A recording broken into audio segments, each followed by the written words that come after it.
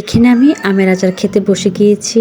আমের সিজনে আমের আচার খাবো না, এটা কি হয় বলেন? আমের সিজনে আসলে প্রত্যেক সিজনে প্রত্যেক ফলের উপভোগ করতে হয়। তো এখন যেহেতু কাঁচা আমের একটা সিজন আছে, সেই জন্য কাঁচা আম দিয়ে আচার বানিয়ে এভাবে যদি আপনারা বক্স ভরে রেখে দেন, মাঝে মাঝে একটু রোদে শুকাতে দিবেন। এই আচারটা এত মজার হয়ে থাকবে, যখন আপনার খারাপ লাগবে বা আপনার খেতে ইচ্ছা করবে কোনো টক জাতীয় জিনিস। আমাদের কিন্তু মাঝে মাঝে কাজ করার সময় এরকম আচার খেতে ইচ্ছে করে, তো তখন আমরা কিন্তু যখন তখন হাতের কাছে আচারটা পাই না। তো আপনারা এভাবে বানিয়ে রাখলে কিন্তু অনেকদিন রেখে খেতে পারবেন। তো যাই হোক, এখানে দেখতে পাচ্ছেন আমি অনেক কুচি কাঁচা আম নিয়ে নিয়েছি।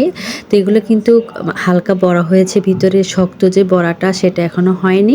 আমি ইচ্ছা করে নিয়েছি, যেহেতু বাচ্চারা খাবে। আমগুলো ভালো করে কেটে ধুয়ে আমি এভাবে কেটে নিয়েছি। একটা আমকে আমি 4 ভাগ করেছি। হ্যালো এভরিওয়ান, আসসালামু আলাইকুম। সবাই কেমন আছেন? আমি তো আল্লাহর রহমতে আপনাদের দয়ায় অনেক বেশি ভালো আছি। তো এই তো আমগুলা এখন আমি বসিয়ে দিব। এখন আপনাদেরকে আমি কচি আমের যে আচারটা সেটা খুব সহজভাবে করে দেখাবো, যাতে বাচ্চারাও খেতে অনেক বেশি পছন্দ করে। যেহেতু আমার বাসায় বাচ্চা আছে, আপনারা কচি আম থাকতে থাকতে এভাবে একবার হলেও বানিয়ে খাবেন, দেখবেন আপনাদের কাছেও ভালো লাগবে।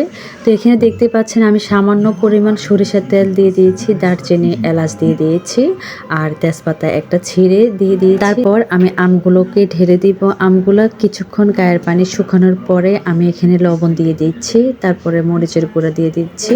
আপনাদের বাচ্চারা যদি মরিচের গুঁড়া বা ঝাল খেতে পছন্দ না করে, তাহলে সেক্ষেত্রে দেওয়ার দরকার নেই।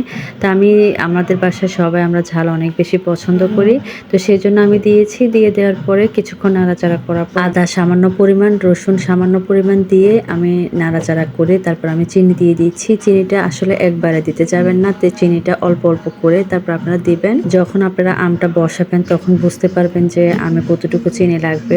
একবারে দিয়ে দিলে আসলে বোঝা যায় না। তো আমি অল্প অল্প করে দিয়ে দিতে কিন্তু আমার প্রায় আধা কেজির উপরে চিনি লেগে গেছে, কারণ এখানে যেহেতু 1-1.5 কেজির মতো আম ছিল, আমটা অনেক টক ছিল, সেজন্য আমার এত বেশি চিনি লেগেছে। তো যাই হোক, সেজন্য একবারে না দিয়ে আপনারা অল্প অল্প পরিমাণ দিবেন। তো সেক্ষেত্রে আমের ভিতরেও চিনিটা ঢুকবে। তো দেখেন, আর চিনি দিতে দিতে আমের অবস্থা কি হয়েছে। তো এটা কিন্তু কিছুক্ষণ পর আরও বেশি শুকিয়ে যাবে, আরও বেশি আর একটু শুকালে আমি কিন্তু এটা নামিয়ে নেব। তো নামিয়ে নেওয়ার আগে এই তো আমি পাঁচফোড়ন দিয়ে তারপর নামিয়ে নেব।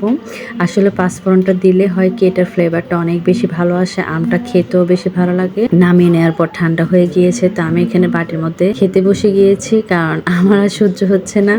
আসলে এরকম আচার কার না ভালো লাগে বলেন? তা আপনারা একবার হলো এভাবে ট্রাই করবেন, কারণ আমি খুব সহজভাবে আপনাদেরকে দেখিয়েছি। এভাবে বানিয়ে কিন্তু আপনারা অনেক দিন রেখে খেতে পারবেন, কিন্তু মাঝে মাঝে শুকাতে হবে। তো সবাই ভালো থাকবেন, আল্লাহ হাফেজ।